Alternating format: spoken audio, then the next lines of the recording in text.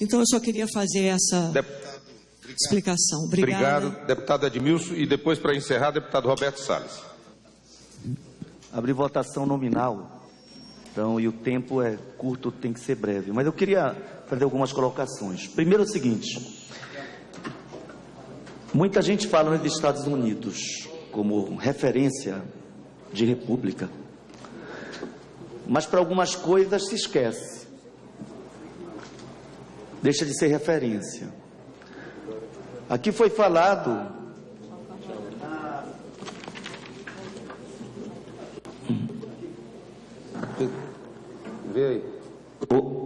aqui foi falado na British Petroleum. Agora acaba de ter que pagar 20,8 bilhões de dólares.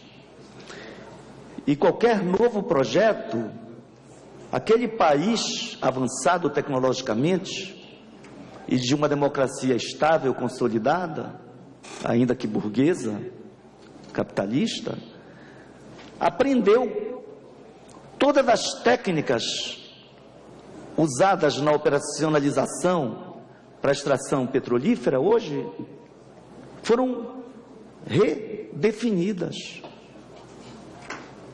Porque não se previa o desastre que houve no Golfo do México. No entanto, não foi colocado como um simples problema, catástrofe natural. Então nós temos que aprender com Mariana. E eu espero que o Estado brasileiro, no sentido amplo, demonstre vontade de aprender e fazer diferente. Aí é complexa a gama de necessidades para fazer diferente. Desde o fortalecimento das instituições fiscalizadoras, até rigor no cumprimento da lei. Por quê? É punição exemplar ou impunidade. Nenhuma instituição tem o direito de agir corruptamente. Nenhum profissional, seja médico ou arquiteto, tem direito de assinar algo que contraria a ética profissional. Mas é verdade que às vezes a FUNAI não demarca porque não tem dinheiro para pagar antropólogo, topógrafo, geodesista. Que às vezes o DNPM não tem condições de fazer a fiscalização só no estado de 700 barragens. Então, nesses casos, no entanto, não é admissível que, em havendo laudo, o laudo seja condescendente com a irresponsabilidade da empresa. Mas mesmo que esse laudo de 2 meses atrás tenha fechado os olhos a problemas estruturais, o que é grave, os técnicos têm que responder. A empresa tem obrigação de cumprir a legislação, inclusive no que diz respeito aos riscos. Não há desculpa, nem mesmo o laudo favorável abranda a responsabilidade dos oligopólios envolvidos neste e em outros projetos. Então são muitos problemas para enfrentar. Eu acho que o grande desafio é aprender com Mariana. E hoje eu vi, não sei se foi no Jornal Nacional, me desculpem, eu não sei, no jornal Bom Dia Brasil, não sei se foi. É possível que eu saí cedo de casa, mas de madrugada ouvi outras coisas. Alguém também estava no banheiro ouvindo, falando assim, não é político que vem e diz o que tem que ser feito, porque político não entende nada. E eu, como arquiteto, não sou obrigado a entender mesmo de muita coisa, de mineração. Não tenho a obrigação de saber o que um geólogo deve saber. E nem todo geólogo sabe de geofísica, a hidrogeologia tem as suas especificidades, enfim, teve especialidade. Agora, eu queria dizer que eu não aceito essa coisa de que não há risco zero ainda. Que nós saibamos que em países avançados, como o Japão ou outros países, há coisas imprevisíveis. Às vezes um tsunami é imprevisível. É imprevisível porque é um esforço muito grande prever o movimento de uma placa tectônica. No entanto, há grau de previsibilidade. Na cidade de Belém, um calculista jamais vai levar em conta a velocidade do vento, porque já se sabe, ao longo dos séculos, não há ventilação muito acima de 2,5 metros por segundo. Mas se for em Buenos Aires, já há de se considerar, mesmo no Brasil. Da mesma forma, no Japão, se aqui se produz um prédio, um calculista vai calcular 40% como margem de segurança, para um prédio de 40 pavimentos, no Japão o gasto é enorme com infraestrutura, por quê? Porque há tremores historicamente constatados e técnica e cientificamente dominados. É possível que haja, em determinado momento, um evento acima, muito acima da média, e que rompa uma usina atômica? Então não façamos usina atômica. Se há risco para barragem, não autorizemos barragem.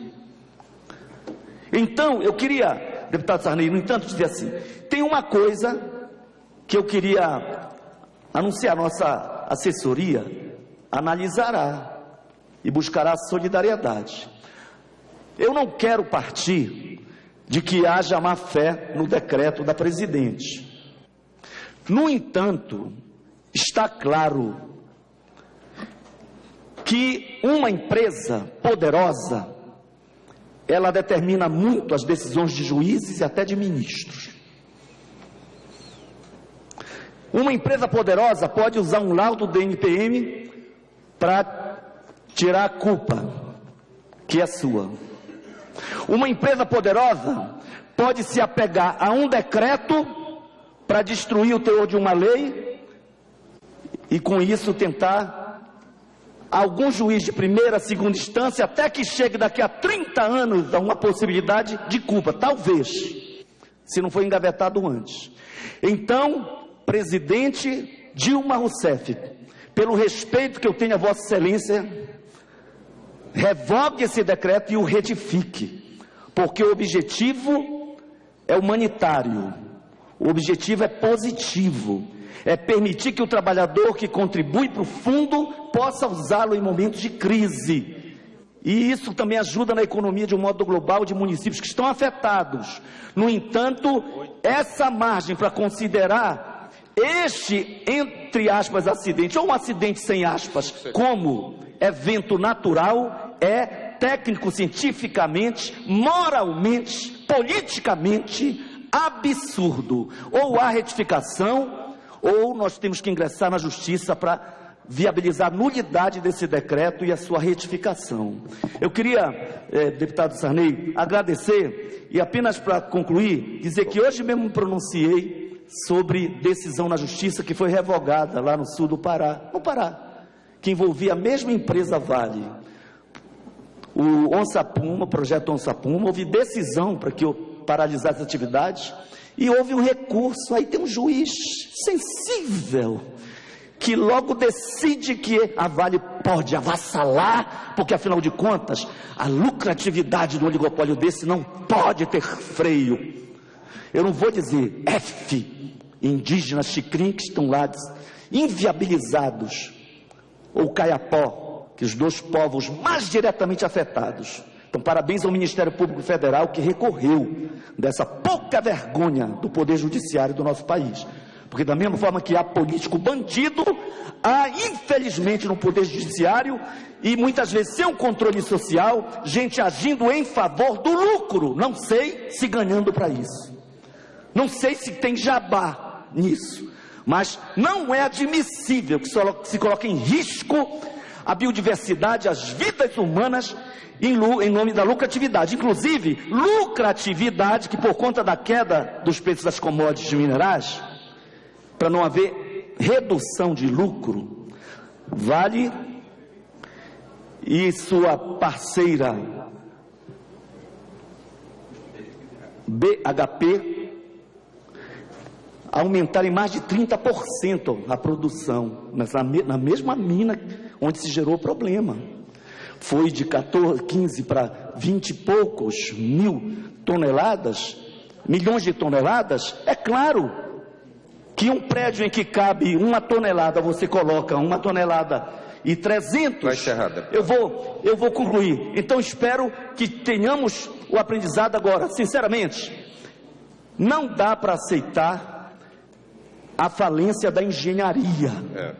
Se uma barragem tem licença operacional, como o Belo Monte querem dar licença operacional, a presidente do IBAMA, que me desculpe, já anunciou que quer dar licença operacional. Se der a licença sem as condicionantes cumpridas, será responsável quando ocorrer uma desgraça como ocorreu agora, apesar que lá é hidrelétrica, que é mineração.